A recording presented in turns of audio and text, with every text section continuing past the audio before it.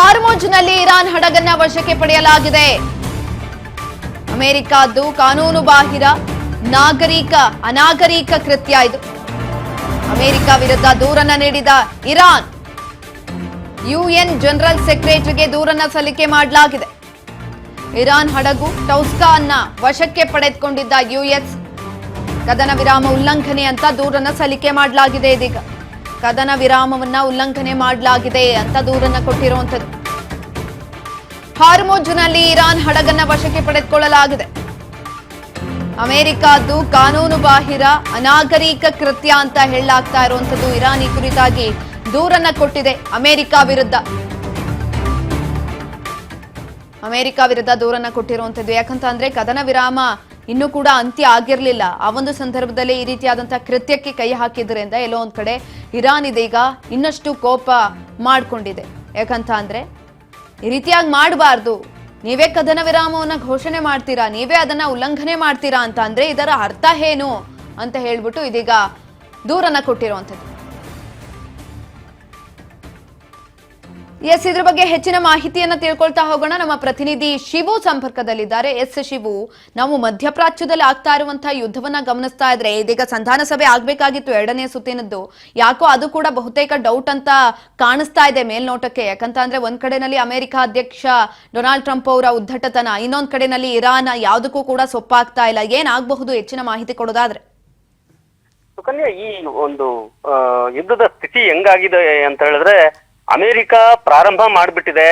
ಜೊತೆಗೆ ಹೇಗಾದ್ರೂ ಮಾಡಿ ಈ ಯುದ್ಧದಿಂದ ತಪ್ಪಿಸ್ಕೋಬೇಕಲ್ಲ ಅನ್ನುವಂತ ಯೋಚನೆಯಲ್ಲೇನೆ ಇದ್ದಂತ ಡೊನಾಲ್ಡ್ ಟ್ರಂಪ್ ಗಳಿಗೆಗೆ ದಿನಕ್ಕೆ ಒಂದೊಂದು ಕ್ಷಣಕ್ಕೂ ಒಂದೊಂದು ಹೇಳಿಕೆಯನ್ನು ಕೊಡ್ತಾ ಇದ್ದಂಥದ್ದು ಇಡೀ ಜಗತ್ತೇ ಗಮನಿಸಿದೆ. ಹಾಗಾಗಿ ಅವರ ಮಾನಸಿಕ ಸ್ಥಿತಿಮಿತಿ ಬಗ್ಗೆ ಕೂಡ ಡೌಟ್ ವ್ಯಕ್ತಪಡಿಸಿದ್ದಂಥದ್ದು. ಹಲವಾರು ಜನ ಈ ಬಗ್ಗೆ ಅವರು ಪರೀಕ್ಷೆ ಮಾಡಿಸ್ಕೋಬೇಕು ಅನ್ನುವಂಥದ್ದನ್ನ ಹೇಳಿದ್ರು. ಇಂಥ ವ್ಯಕ್ತಿ ಕೈಯಲ್ಲಿ ಅಮೆರಿಕಾದಂತಹ ದೊಡ್ಡ ರಾಷ್ಟ್ರವನ್ನ ಅದು ಹೇಗೆ ಕೊಟ್ರು ಅನ್ನುವಂಥದ್ದು, ಈ ಒಂದು ಆರೋಪವನ್ನ ಅಥವಾ ಈ ಒಂದು ಮಾತುಗಳನ್ನ ಅಮೆರಿಕದ ಜನತೆಯೇ ಸ್ವತಃ ಅವರೇ ಬೀದಿಗಿಳಿದು ಇವರನ್ನ ತರಾಟೆಗೆ ತೆಗೆದುಕೊಳ್ಳುವಂತ ಕೆಲಸವನ್ನು ಕೂಡ ಮಾಡ್ತಾ ಇದ್ರು. ಆದ್ರೆ ಈಗ ನೋಡಬಹುದು, ಅಂದ್ರೆ ಈಗ ಇನ್ನೆರಡು ದಿನ ಇದೆ ಯುದ್ಧ ಕದನ ವಿರಾಮವನ್ನ ಮುಗಿಯುವಂತದ್ದಕ್ಕೆ. ಕದನ ವಿರಾಮದ ಇನ್ನೆರಡು ದಿನಕ್ಕೆ ಅಂದ್ರೆ ನಾಳೆ ಮತ್ತೆ ಕದನ ವಿರಾಮವನ್ನ ಘೋಷಣೆ ಮಾಡ್ತಾರಾ, ಇನ್ನೆರಡು ವಿಸ್ತರಣೆ ಮಾಡ್ತಾರಾ, ಇಲ್ಲ ಯುದ್ಧ ಮಾಡ್ತೀನಿ, ಯುದ್ಧ ಮತ್ತೆ ಪ್ರಾರಂಭ ಆಗೋಗುತ್ತಾ?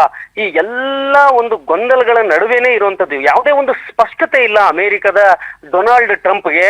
ಅವರು ನಾವು ಹೇಳ್ದಂಗೆ ನೀವು ನಡ್ಕೊಳ್ಬೇಕು, ನೀವು ಅಂದ್ರೆ ಒಂದು ರೀತಿಯಲ್ಲಿ ಸಂಪೂರ್ಣವಾಗಿ ಧಮ್ಕಿ ಹಾಕುವಂತದ್ದೇನಿದೆ ಆ ಒಂದು ಧಾಟಿಯಲ್ಲೇ ಹೋಗ್ತಾ ಇರೋದ್ರಿಂದಾಗಿ ಇರಾನು ಈಗಾಗ್ಲೇನೆ ಹೇಳಿದೆ, ನೀವು ಈ ರೀತಿಯಲ್ಲಿ ವರ್ತನೆ ಮಾಡೋದಾದ್ರೆ ನಾವು ಯಾವುದೇ ಕಾರಣಕ್ಕೂ ಸಂಧಾನದ ಮಾತುಕತೆಗೆ ಬರೋದಿಲ್ಲ ಅಂತ ಹೇಳಿ ಈಗ ಎರಡನೇ ಸುತ್ತಿನ ಸಂಧಾನದ ಮಾತುಕತೆಗೆ ಇಸ್ಲಾಮಾಬಾದ್ ತಯಾರಾಗ್ತಾ ಇದೆ.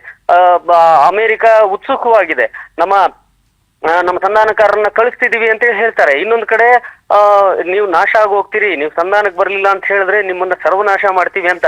ಈ ರೀತಿಯಲ್ಲಿ ಗನ್ ಪಾಯಿಂಟ್ ಅಲ್ಲಿ ಪಾಯಿಂಟ್ ಬ್ಲಾಂಕ್ ರೇಂಜ್ ಅಲ್ಲಿ ಒಬ್ಬ ವ್ಯಕ್ತಿಯನ್ನ ಅಥವಾ ಯಾವುದೇ ದೇಶವನ್ನ ಈ ರೀತಿಯಾಗಿ ನೀವು ಶಾಂತಿ ಸಂಧಾನದ ಮಾತುಕತೆ ಅಂತ ಕರೆಯೋದೇ ಇಲ್ಲ. ಹಾಗಾಗಿ ಈ ರೀತಿಯ ಒಂದು ಮನಸ್ಥಿತಿಯನ್ನು ಕೂಡ ಖಂಡಿಸ್ತಾ ಇರುವಂತದ್ದು. ಯುನೈಟೆಡ್ ನೇಷನ್ಸ್ಗೆ ಈಗ ಇವರು ನಡ್ಕೊಂಡಿರುವಂತ ರೀತಿಯನ್ನ ನೋಡಿ ಕಂಪ್ಲೇಂಟ್ ಕೂಡ ಕೊಟ್ಟಿದ್ದಾರೆ. ಕದನ ವಿರಾಮದ ವೇಳೆಯಲ್ಲಿ ನಮ್ಮ ಹಡಗುಗಳನ್ನ ಜಲ ದಿಗ್ಬಂಧನ ಏನು ಹಾಕೊಂಡಿದ್ರು, ಆ ಒಂದು ದಿಗ್ಬಂಧನದಲ್ಲಿನೇ ನಮ್ಮ ಹಡಗುಗಳನ್ನ ವಶಕ್ಕೆ ಪಡ್ಕೊಂಡಿರುವಂತದ್ದು ನಿಜಕ್ಕೂ ಕೂಡ ಅದು ಉಲ್ಲಂಘನೆ, ಕದನ ವಿರಾಮದ ಉಲ್ಲಂಘನೆ. ನಮಗೆ ಚೀನಾದಿಂದ ಹಡಗುಗಳು ಬರ್ತಾ ಇದ್ವು, 3ಕ್ಕೂ ಹೆಚ್ಚು ಹಡಗುಗಳನ್ನು ವಶಪಡಿಸ್ಕೊಂಡಿದ್ದಾರೆ. ಇದರಿಂದ ಏನಾಗುತ್ತೆ ಅಂದ್ರೆ ನೀವು ಮತ್ತೆ ನಮ್ಮದೇ ಆದಂತ ನಾವು ಹೇಳ್ದಾಗೆ ಕೇಳಬೇಕು ಅನ್ನುವಂತ ಒಂದು ಇರಾದೇನೆ ಇಟ್ಕೊಂಡಿದ್ದೀರಾ, ಇದು ನಾವು ಸಹಿಸೋದಿಲ್ಲ ಅಂತ ಹೇಳಿ ಖಡಕ್ ಆಗಿ ಇರಾನ್ IRGC ಹೇಳಿಕೆ ಕೊಟ್ಟಿದೆ.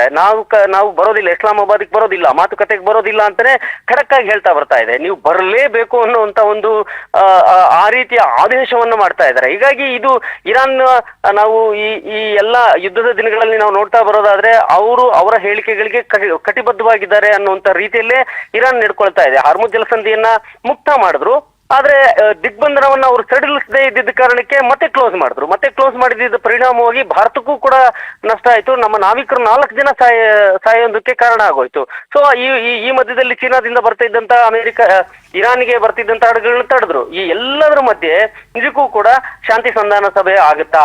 ಆಗ್ಲೇಬೇಕು ಅಂತ ಹೇಳ್ತಾರೆ, ಇಲ್ಲ ನಿಮ್ಮನ್ನ ಸರ್ವನಾಶ ಮಾಡ್ತೀವಿ, ನಾನ್ ಇನ್ನು ಒಳ್ಳೆಯವನಾಗಿರೋದಕ್ಕೆ ಸಾಧ್ಯ ಇಲ್ಲ, 45 ವರ್ಷಗಳಲ್ಲಿ ಅಮೆರಿಕದ ಅಧ್ಯಕ್ಷರುಗಳು ಮಾಡದೇ ಇದ್ದಂತ ಕೆಲಸವನ್ನ ನಾನು ಮಾಡ್ತೀನಿ, ಅಂತ ಒಂದು ಗೌರವಕ್ಕೆ ನಾನು ಪಾತ್ರ ಆಗ್ತೀನಿ, ಈ ರೀತಿಯಲ್ಲಿ ಹುಚ್ಚುಚ್ಚು ರೀತಿಯಲ್ಲಿ ಅವರ ಸಾಮಾಜಿಕ ಜಾಲತಾಣದಲ್ಲಿ ಸ್ಟೇಟ್ಮೆಂಟ್ಗಳನ್ನ ಹಾಕುವಂಥದ್ದು. ಈ ಇದಕ್ಕೆಲ್ಲ ನಾವು ಸೊಪ್ಪು ಹಾಕೋದಿಲ್ಲ, ನಾವು ಬರೋದೇ ಇಲ್ಲ. ನೀವು ಈ ರೀತಿಯಾಗಿ ನೀವು ಏನು ಶಾಂತಿ ಸಂಧಾನಕ್ಕೆ ಕರೆಯೋದಾದ್ರೆ ನಾವು ಬರಲ್ಲ. ಲೆಬನಾನ್ ಮೇಲೆ ನೀವು ಕದನ ವಿರಾಮ ಘೋಷಿಸಬೇಕು ಅಂತ ಹೇಳಿದ ಬೆನ್ನಲ್ಲೇ ಲೆಬನಾನ್ ಮೇಲೆ ಕದನ ವಿರಾಮ ಘೋಷಿಸ್ತೀವಿ ಅಂತ ಹೇಳಿದ ಕೂಡಲೇ ನಾವು ಹಾರ್ಮುಜ್ ಜಲಸಂಧಿನ ಓಪನ್ ಮಾಡ್ತೀವಿ ಅಂದ್ರು. ಆಮೇಲೆ ದಿಗ್ಬಂಧನನ ಸಡಿಲಿಸಲ್ಲ ಅಂತ ಹೇಳಿದ್ರು. ಹೀಗಾಗಿ ಈ ಗೊಂದಲಗಳ ನಡುವೆನೆ ಇನ್ನೂ ನಡೀತಾ ಇರುವಂತದ್ದು. ನಾಳೆ ಏನಾಗುತ್ತೆ ಅನ್ನುವಂಥದ್ದು ನೋಡ್ಬೇಕಾಗುತ್ತೆ ಸುಕನ್ಯಾ.